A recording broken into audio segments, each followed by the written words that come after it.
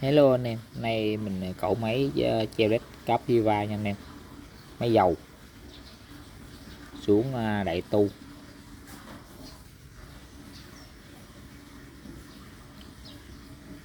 Đây trong cái con máy động cơ nè, quay sơ cho anh em xem nha.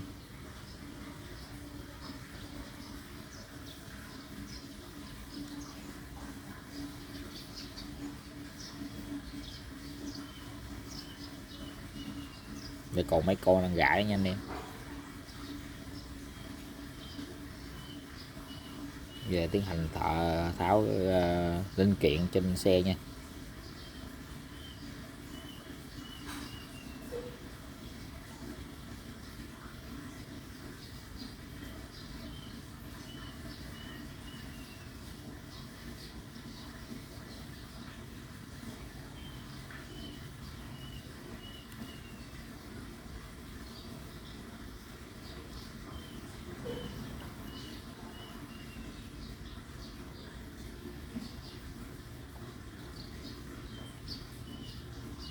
Đây, bên này máy đã ra quậy anh em.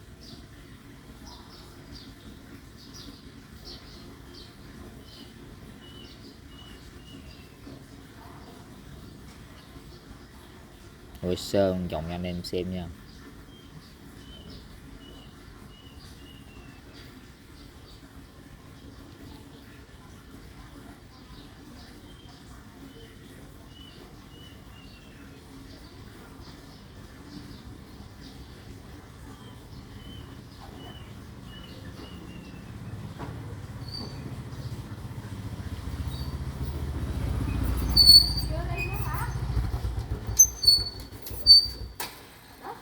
Được chưa?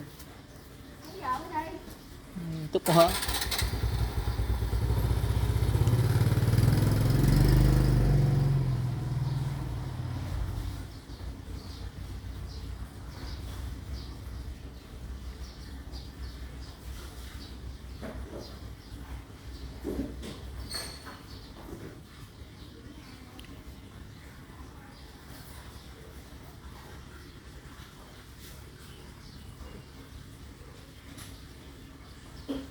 Ông ghi điện quá trời luôn.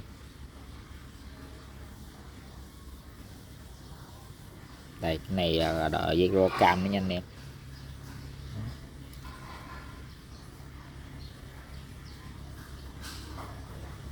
Đó cái dấu nữa đó.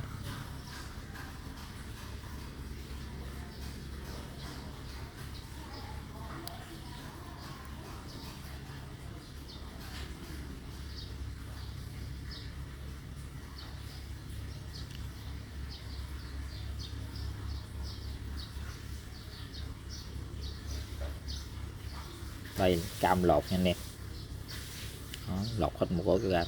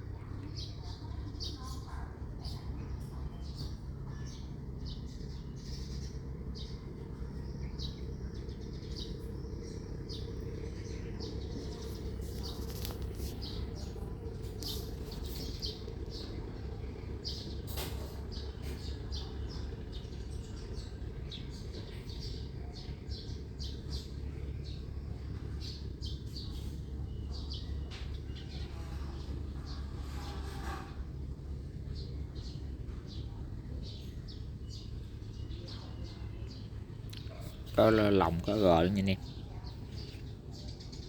Đây gơ nè, nó gơ nhiều ghê luôn. Ừ.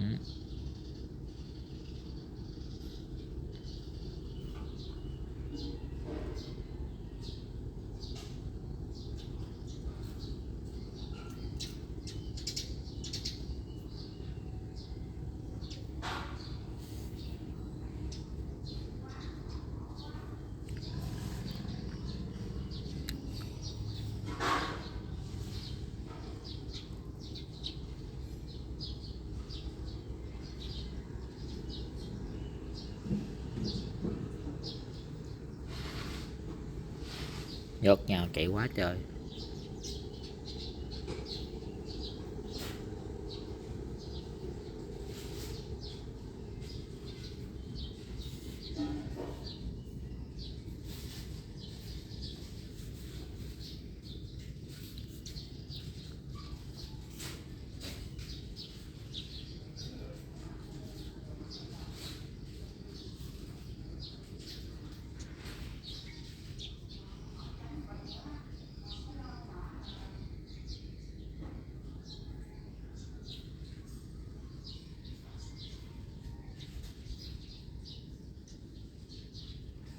Đây, máy mình đã cho vào quay luôn.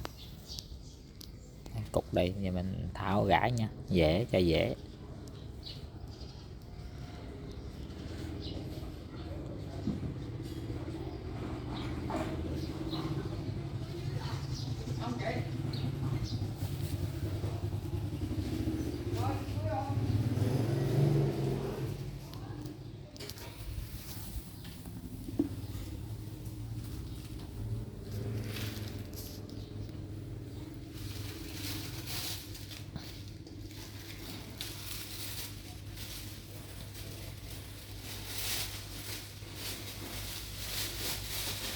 Đây giống cái bộ đổ trọng nha. Tháo này ra và lặt lại không đúng là máy nổ gần lắm nha anh em.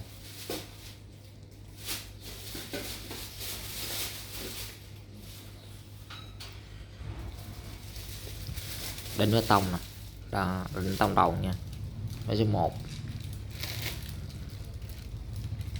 Hai bụng này quay gì rất là te nha, quay xuống đất đó, hai bụng, hai mặt trăng á, quay xuống đất.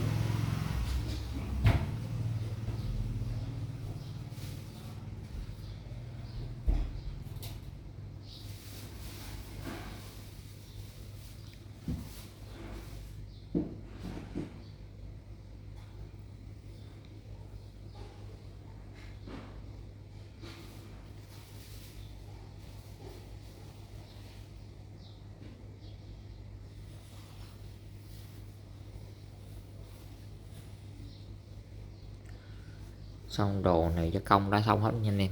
Để tiến hành mình gà bạc với vào bê tông nha. Đây xi mì đóng xi mì khác hết rồi.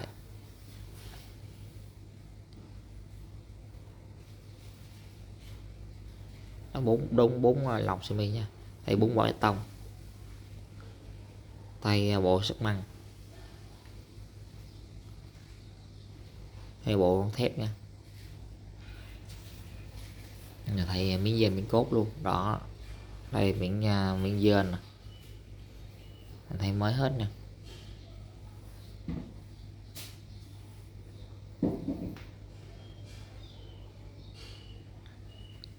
Đây miếng nè, miếng cốt.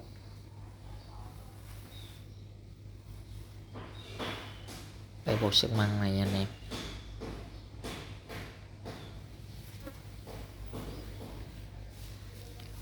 Còn cái đây là bộ gôn. Đây là miếng nồi láp, con này tu.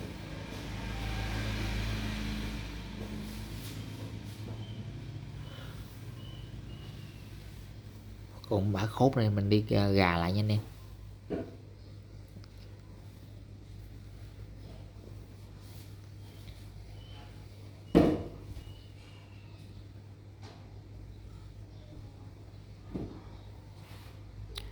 Rồi tiến hành cho vô miệng nha.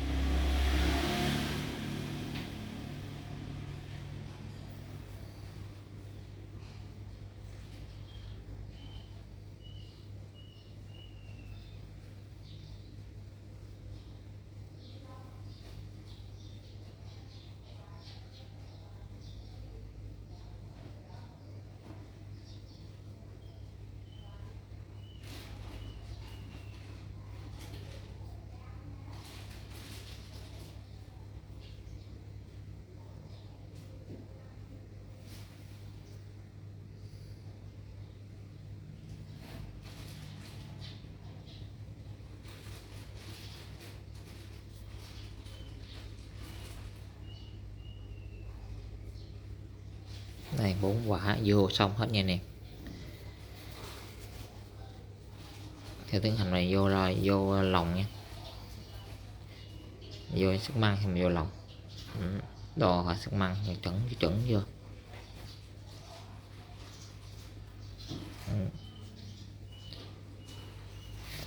Giờ mình vô bê tông, xịt cũng nhớt nhiều vô.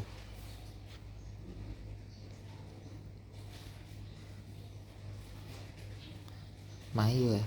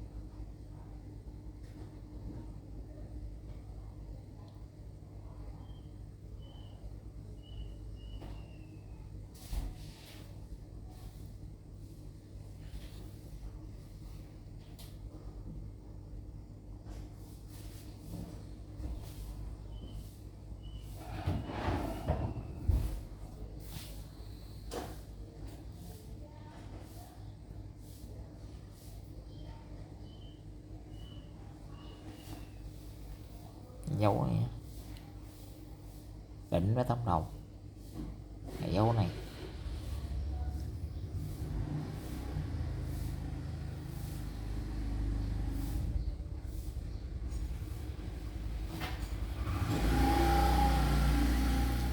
Này đẹp cực kỳ luôn anh em, 4 quả tông mới, lồng mới luôn,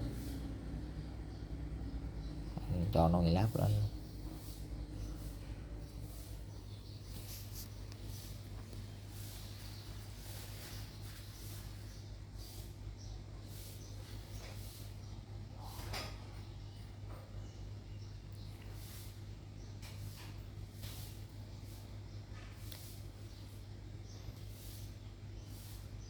Mình nó gần cam hết rồi anh em, vậy nó cam hết đầy đủ.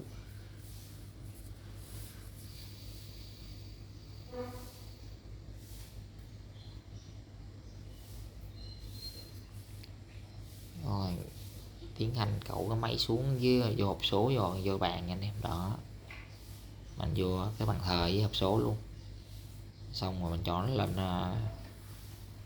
lên xe nha. Đây là mình cho vô hộp số.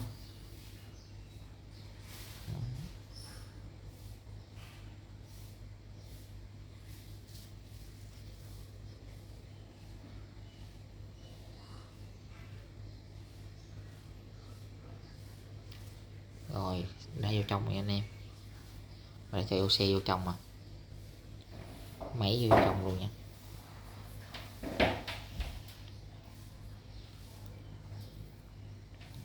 Rồi nổ máy trong đêm luôn. Đó, máy làm nổ nha anh em, ro kia ro nó quay nè, nổ im gu luôn, nổ vào con dây điện của máy anh em không thấy dít luôn ha anh em.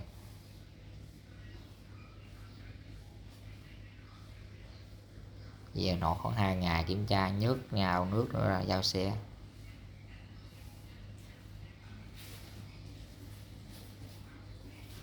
Đó, như đoạn quay.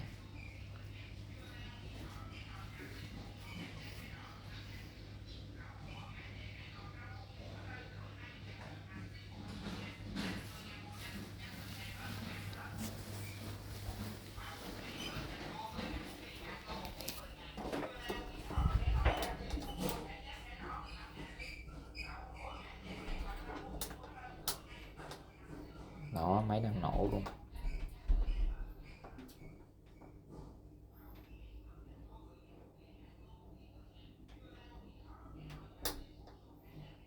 Sáng ngoài để sáng nha anh em, tích cái này cho anh em xem luôn. Nó đang nổ luôn nha anh em.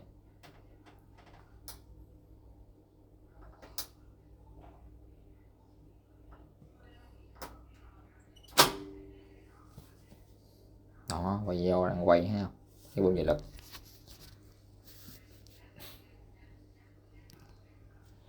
Rồi hành nổ ra ok hết thì gửi xe giao khách thôi.